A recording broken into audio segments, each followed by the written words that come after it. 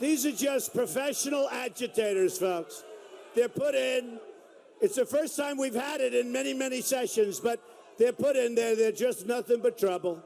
They're nothing but trouble. I actually believe that they do not love our country. I'll be honest with you. I really believe that. They don't love our country. So we said, what about Rhode Island? Oh, that's okay, Mr. Trump. You're doing so well in Rhode Island, you don't have to bother. I said, I'm bothering. Set it up. Set it up. And that was yesterday morning. And I'll tell you what, my team in Rhode Island has been so amazing. And I just want to thank everybody. The team has been so great, and I want to thank them.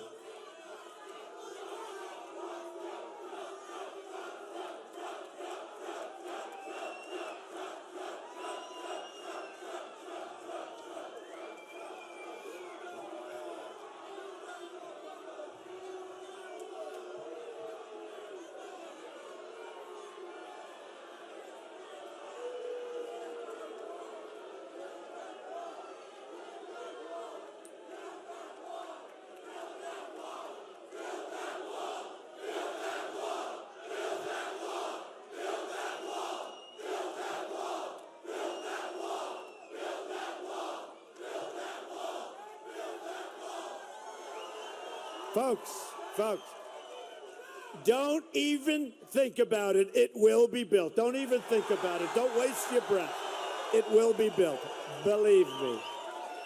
Believe me, it will be built, and it'll go up fast, and it'll be big, and it'll be high and strong. And it's going to help stop the drugs from pouring into Rhode Island, where you have a big problem, and everywhere else, including New Hampshire, which was my first big victory. And one woman came up to me and said, Mr. Trump, we have a terrible, terrible heroin problem in New Hampshire. And I look and I see it's like this. I look, I see the beautiful trees, the beautiful roadways, the beautiful everything, the lakes. I said, what do you mean heroin? They said, it's our single biggest problem. And then I realized it was as I got to know New Hampshire. And I said, if I win, we're going to stop this problem from poisoning our youth. Fast. And it's all coming from the same place, folks, okay? We're going to get it stopped. We're going to get it stopped. So I wanted to talk to you about a couple of things, and I do this, and you know, it's almost like we just won New York, big league. And, oh, did you see the news today? Did you see where they band together, where they collude? You know, it's collusion. You know, if you collude in business, or if you collude in the stock market, they put you in jail. But in politics, because it's a rigged system, because it's a corrupt enterprise, in politics, you're allowed to collude. So they colluded, and actually because it shows how weak they are. It shows how pathetic they are. You know, I tweeted today, @real Donald Trump, I tweet. And that's, you know, it solves it. Don't worry, I'll give it up after I'm president. We won't tweet anymore, I don't think. Not presidential. But let me tell you, and I said, it takes two longtime politicians, right? Too long to beat, except they're way behind. If you add up the both votes, and if you add up the both delegates, they're way behind me, so it doesn't matter. But it takes two guys, longtime politicians, to try and get together, to try and beat Trump, and yet they're way behind. And I said to myself, that's pretty bad. That's pretty bad. And here's the key. I've only been doing this for 10 months. I haven't even been doing it very long. So I wanted to talk to you about one thing, then we'll get back to the other, and we'll get back to it. But I loved it when I heard it. I heard it last night at 11:30. I was called, and they said, sir, Kasich, we call him 1 for 41. I thought it was 38. He's won one race in 41 states. One, okay? States and islands. So I call him now. I have a new nickname for him. 1 for 41. Very soon it's going to be 1 for 46 or 7. So he's going nowhere. And he keeps talking about how he does with Hillary Clinton. He hasn't had one negative ad yet. When they put in the first negative ad about him, he's going to collapse like a rock. Wait till you see this. Boom. Boom. You'll see. You will see. I will beat Hillary Clinton, crooked Hillary. I will beat her so badly. So badly. And lying Ted Cruz cannot beat her. He can't beat her. Hey, look. He got like no votes in New York. If you can't get any votes in New York, it's over, folks. He can't beat her. You look at his numbers in New Jersey. You look at his numbers all over the country. Lying Ted Cruz will lose so badly to crooked Hillary. It'll be one of the great defeats ever. And Kasich will also, as soon as they start putting up the negative ads. All right, get them out. Get them out. Get him out.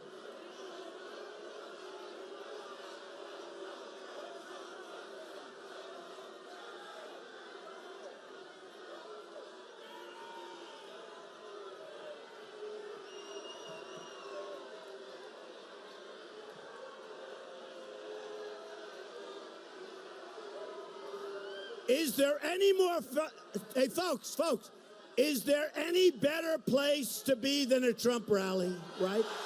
Do we love it? I love it. Are you glad I came up to Rhode Island? Yeah. And by the way, I just saw coming up, a new poll came, we're actually over 60, and I just found out, listen to this, listen. If we get 68, which was never meant to get because, you know, the whole system is so crazy, but if we get 68, we win everything. We win all the delegates. There's no shenanigans.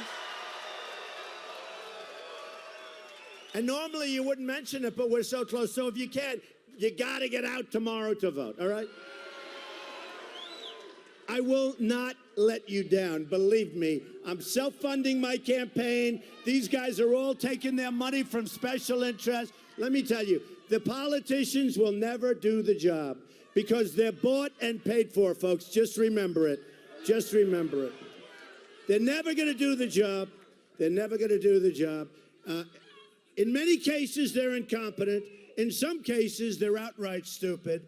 And in many, many cases, they're controlled, they're competent, but they're controlled by the people that give them campaign financing and probably lots of other things, okay? So we are going to do the job. We're going to bring jobs back to Rhode Island. You look at what's happened. Look. And I'll be honest, now I've been doing this for 8 or 9 days where I'm going around New York State, talking to Albany, Syracuse, Poughkeepsie, Bethpage, I mean all over the place. And all over, it was, I could use the same stats. The jobs have been ripped out of our country, folks. And if you look at a guy like Cruz, who wants TPP, Trans-Pacific Partnership, that is going to be worse, you watch, worse than NAFTA. Now you look at Kasich, I don't think he knows what, you know, did you see him? He has a news conference all the time when he's eating. I have never seen a human being eat in such a disgusting fashion. I'm always telling my young son, Barron, I'm saying, and I always with my kids, all of them, I'd say, children, small little bites, small. This guy takes a pancake and he's shoving it in his mouth. It's disgusting. Do you want that for your president? I don't think so. I don't think so. It's just, honestly, it's disgusting. And then one of the things he said, you know, they make a deal. Politicians, they're no good for deals. So they make a deal at 11:30 last night. The deal is done. And this morning they talked to Kasich.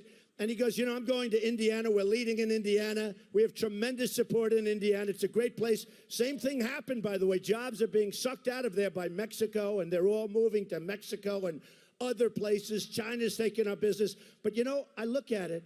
And I see Kasich, you know what he approved? NAFTA. He was one of the big pushes of NAFTA, which destroyed New England, destroyed Rhode Island, and destroyed big sections of our country because NAFTA was a disaster. Now he wants Trans-Pacific Partnership, which is a group of countries that's going to do a number on our country like you've never seen before. You can't let it happen. Now, Cruz doesn't want to stop China from devaluing its currency and monetary manipulation, the single greatest tool that various countries are using to hurt the United States and our companies, okay?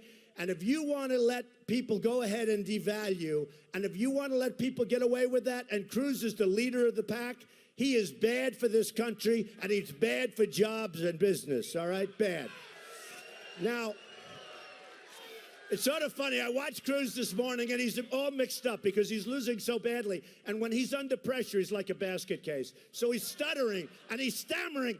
And I watched him, and he's saying, I want jobs, and I want the economy, and I want this, and I want that. All stuff that I've been saying for years. And he just started saying it. He doesn't know anything about the economy. He doesn't know anything about jobs. He was a failed senator. He couldn't get anything passed, nothing. Look at his legislation. He got nothing passed. And now he wants to be, all he is a guy that will go down and stand and filibuster for a day or two. And the other senators all, look, when's he getting off the floor, Jim? Guy's a pain in the ass. When's he getting off the floor? You know, the senator that he most respects in the world is Senator Jeff Sessions of Alabama, great senator. And look at his early speeches. Everything was Jeff Sessions said, and Jeff Sessions. Only one problem, Jeff Sessions, Senator Jeff Sessions, came out just recently and he endorsed Donald Trump, okay? Little interesting. So I think the fact that they colluded, I think the fact that they got together, the two of these guys, number one, it shows that they are just getting killed. You know, I laugh, especially with Cruz, because, look, Kasich is going nowhere. Again, remember Kasich. You know, I have a new nickname for him. 1 for 41. It was 1 for 38, but then they actually said, no, it's actually 41 states. And I would have won Ohio if I had 2 more days to campaign there. I came very close, would have won Ohio, but I had to stay in Florida, and I won Florida in a big, big landslide. But you know the story. We were given a dirty poll, and I was leading Florida by a lot. And then all of a sudden, 2 days, I was going up to Ohio. I was going all over Ohio. Then I got a dirty poll, I believe, from NBC. Okay, I wouldn't say that. And they were partners with the Wall Street Journal. So who knows if it was dirty or not. But it was all of a sudden, I dropped from leading like 16 or 17. I went down to 6. I said, in Florida. I said, I have to stay here. I can't take a chance. This is bad. Then we had the election. I won in a landslide. I wish I could have gone 2 days up to Ohio. We would have won. He would be 0 for 44. And what is he doing? What is he doing? Really?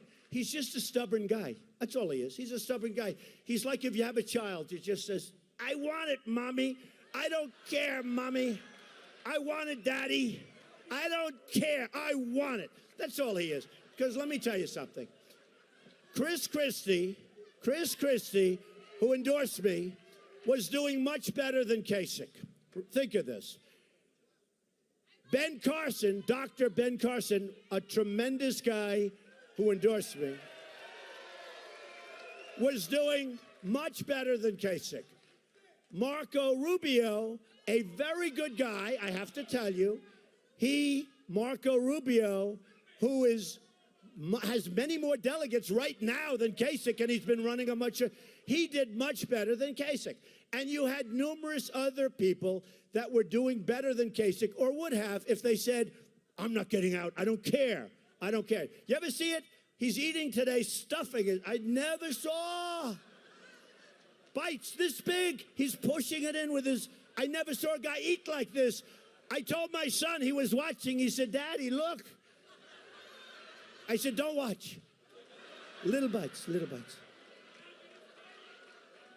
And he's up there, and honestly, it shows such total weakness, and it's pathetic when 2 longtime insider politicians, establishment guys, whether you like it or not, have to collude, have to get together to try and beat a guy that really speaks what the people want. We want our jobs back. We want our military strong.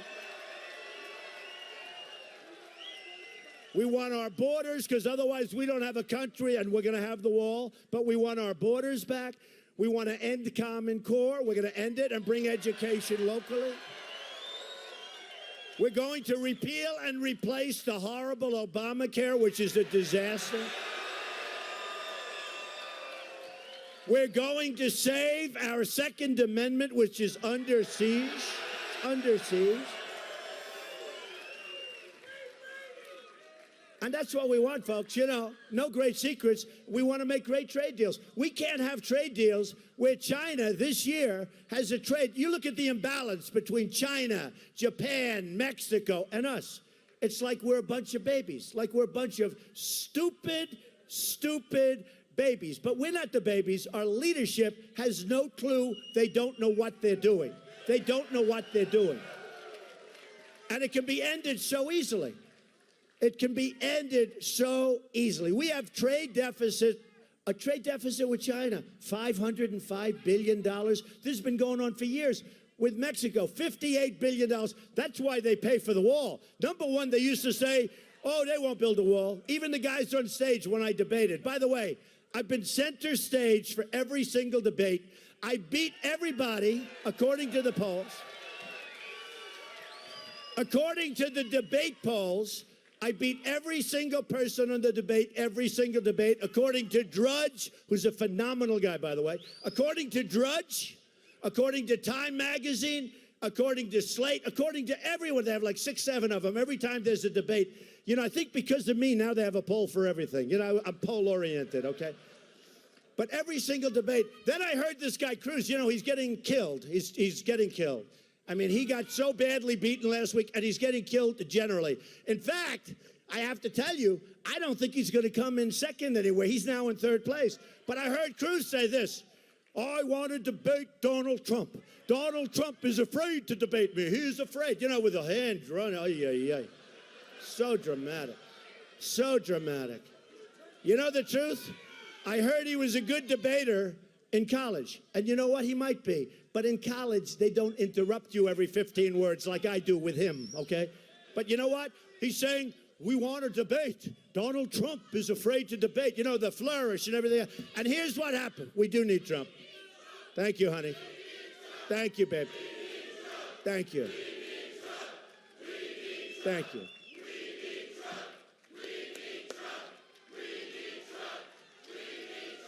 Thank you, Rhode Island. Thank you. Hey, now I'm glad I came up to Rhode Island, right? You know?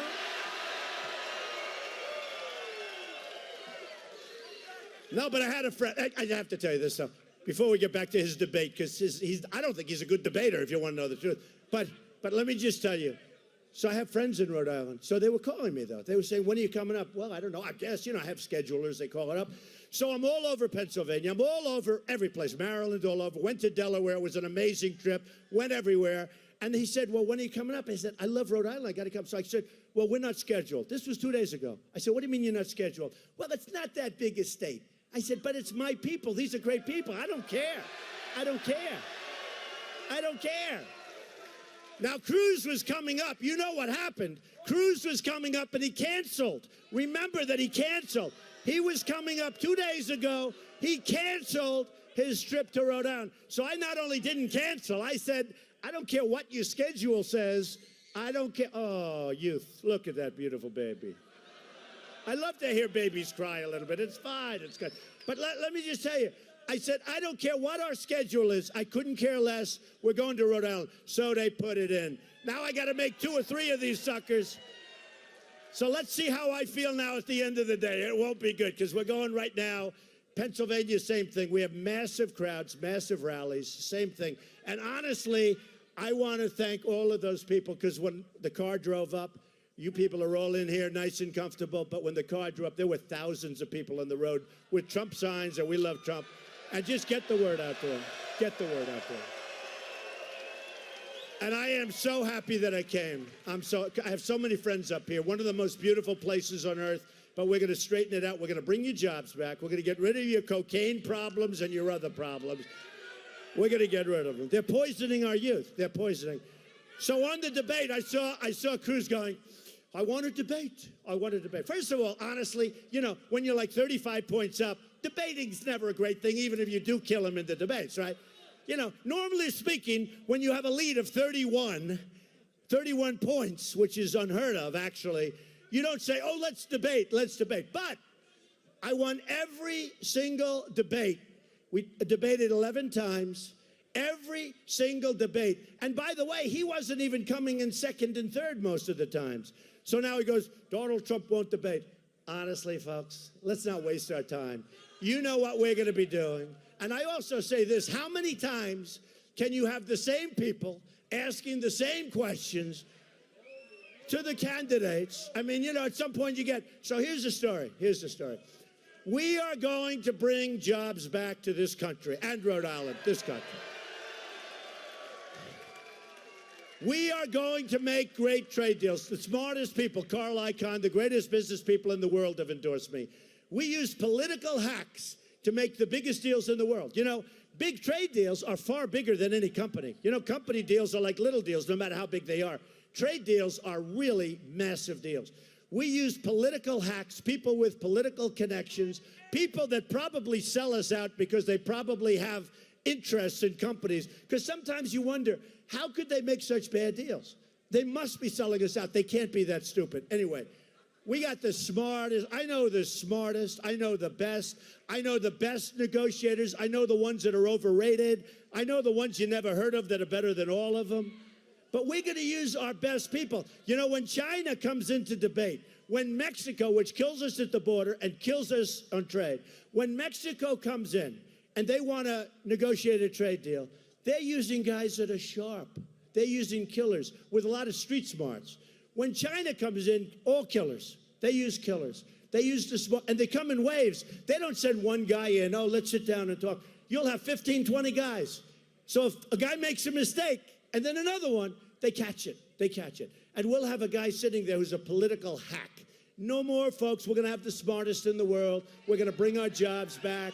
We're not going to let devaluation happen. We're not going to let them continue to devalue their currency so that we're all a bunch of dopes. We're not going to let it happen anymore. Thank you.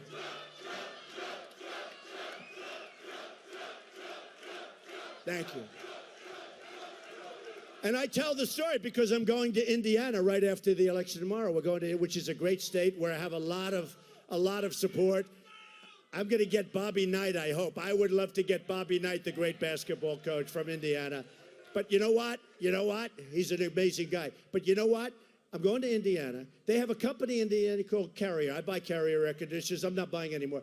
They just announced they fired 1,400 people rather viciously, and they announced they're moving from Indianapolis. They're moving from Indianapolis to Mexico. Now, when these countries do this, you know, our politicians, our incompetent politicians, have been talking about this problem now for 7 years. 7 years. Exactly. They talk about it. For 7 years, they haven't done anything. They're talking about we have to create incentives, we have to do that. By the way, I'm lowering taxes more than any other candidate. Everyone's going to even that. So it's not enough. So what happens is they say, well, we're going to give incentives. They've been talking for years. We're going to do this. Well, nice, complicated stuff that nobody's going to understand. Nobody cares. Here's what's going to happen.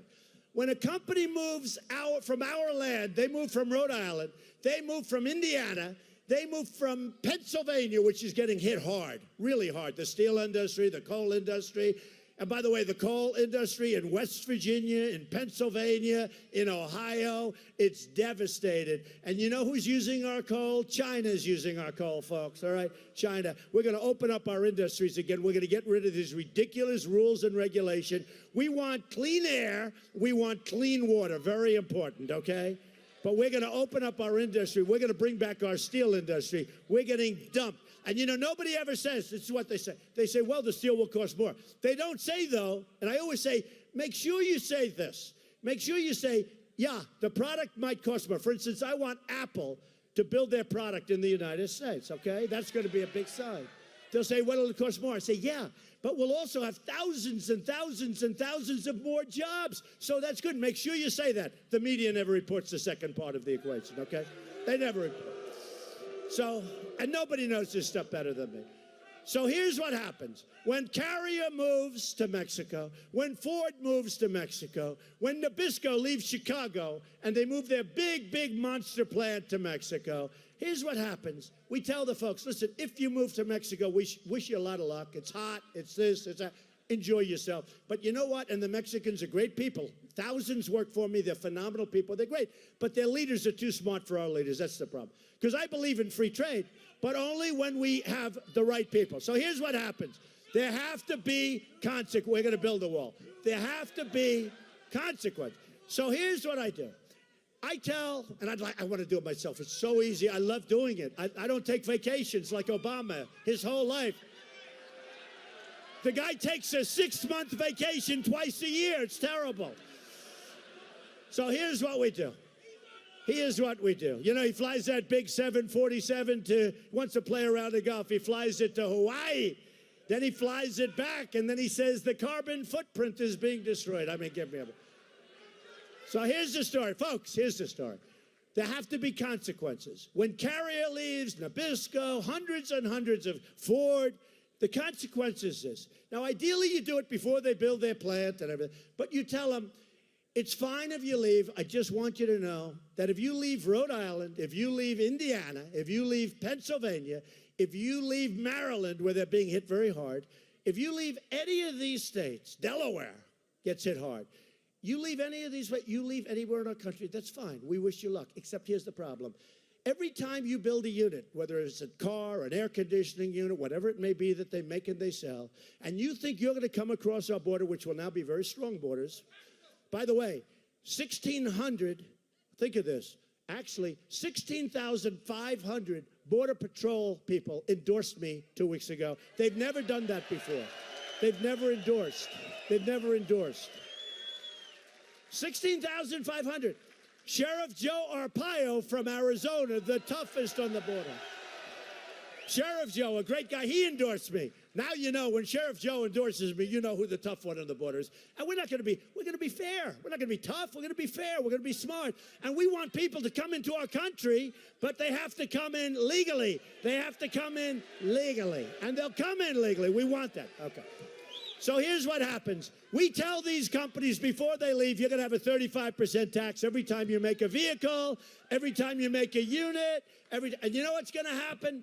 They're going to call me, and I didn't take their money, so I couldn't care less. All these other guys, Cruz and Kasich, I mean, look at Kasich. Kasich's going around begging people for money. He's like a beggar. He's begging. He's going around, please, can I have money? I want to continue onward, even though I'm 1 for 43, I think it is. Please, please, I'm going to win because, folks, we're going to get it. I'm not playing for the second, the third, the fourth. You know, you hear all this crap about delegates.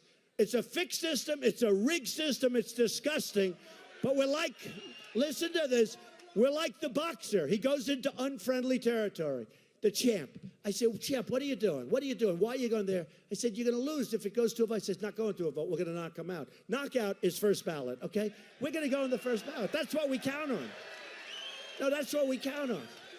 So Cruz has all of these bloodsuckers going around trying to get second ballot, fourth ballot, ninth ballot.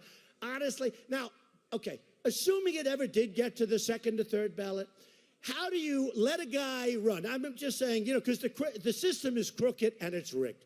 But let's assume it's not going to. We're going to make it in the first ballot based on everything we see. But let's assume it goes to the second.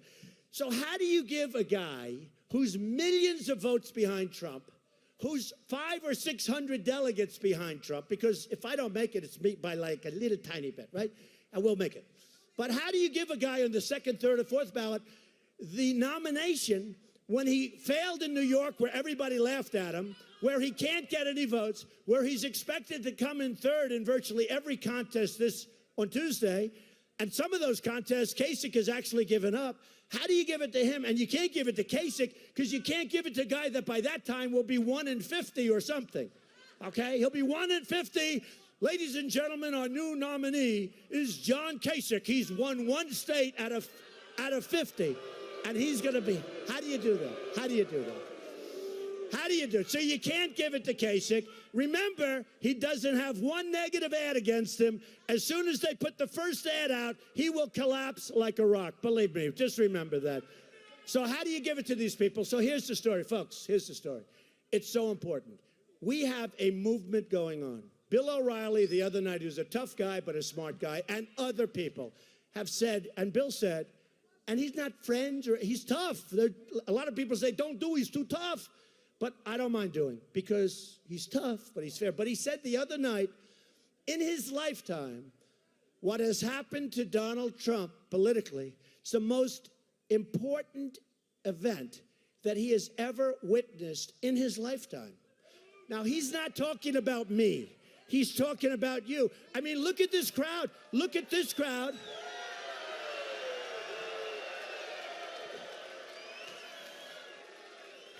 Look at this crowd.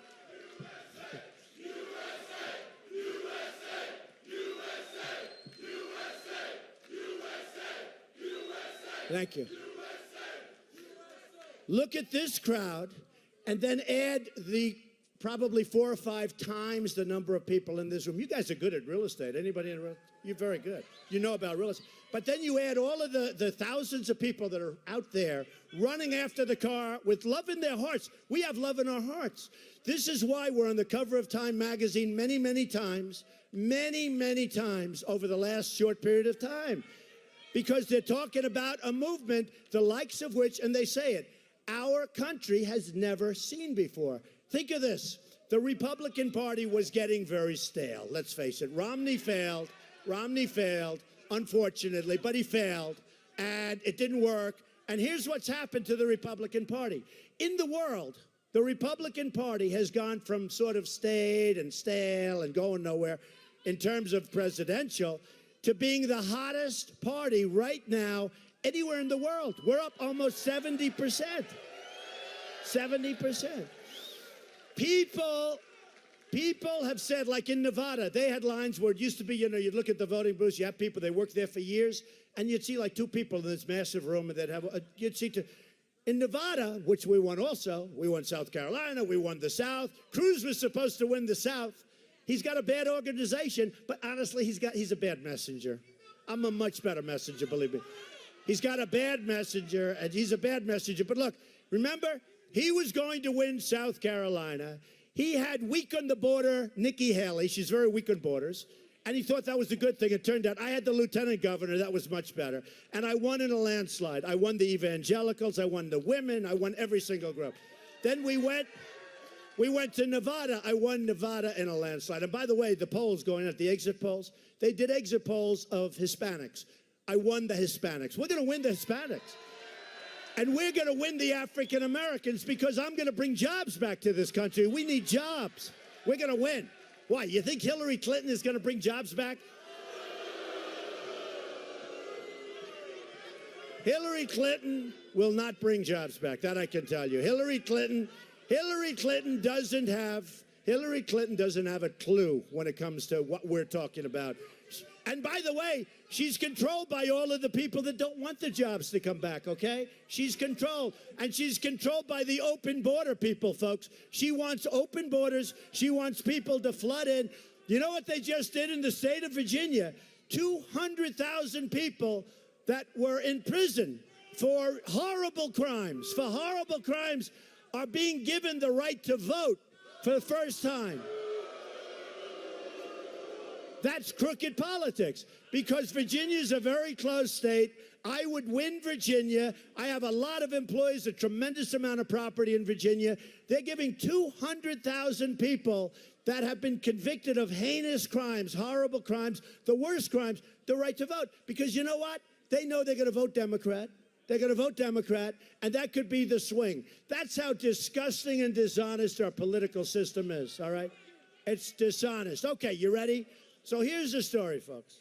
You're going to go and you're going to vote, and you're going to remember this very warm morning in this tent that should have been bigger, but they ran out of... they ran out of land. The hotel man told me, where's my hotel man? He's a great guy. Where the hell is he? He owns a hotel. Where is he? He's like central casting for ownership of a hotel. He said, Mr. Trump, I've owned this hotel for many years. This is by far the biggest crowd we've ever had. We've never had anything like that. Nice. Right? Nice. Oh, by the way, my son, Eric, come here, Eric. Come here. Come here. Come here. Say so. Are we not proud of this man? He has been such an amazing father, and it's just an honor to be here today. We love you, Rhode Island.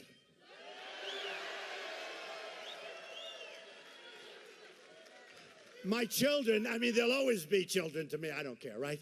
But my children have been so amazing. Ivanka, Don, Eric, Tiffany, Barron will be. He's a little on the young side right now. But we've had a great time. So here's what's going to happen. I want to thank Eric because now we're going over to Pennsylvania together. He's going to spend the day. But here's what's going to happen. You're going to remember this afternoon. You're going to remember the fun we had, even though the subject is bad. The subject is how we're doing. And I didn't even want to read it because it's too depressing. But I didn't read it. But listen. According to the United States Bureau of Labor Statistics, Rhode Island has lost 60% of its manufacturing jobs since 1990. The Warwick region of the state, we love Warwick, right?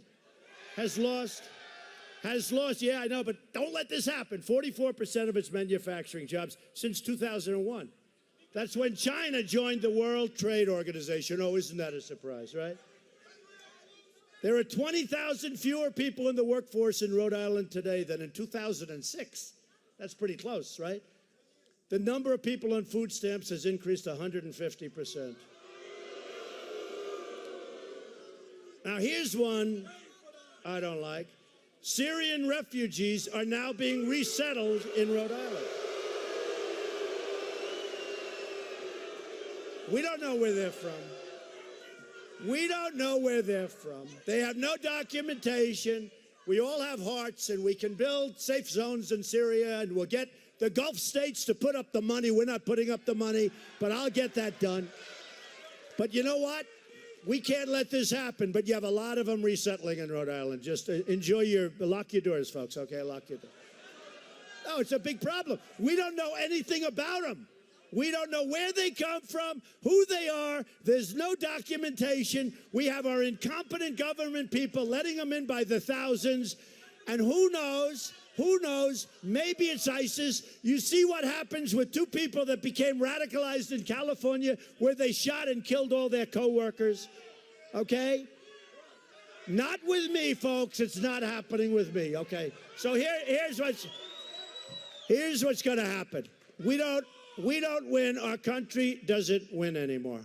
We don't win with our military. We can't beat ISIS. We're going to knock the hell out of them, folks, because we're going to build it bigger and better and stronger.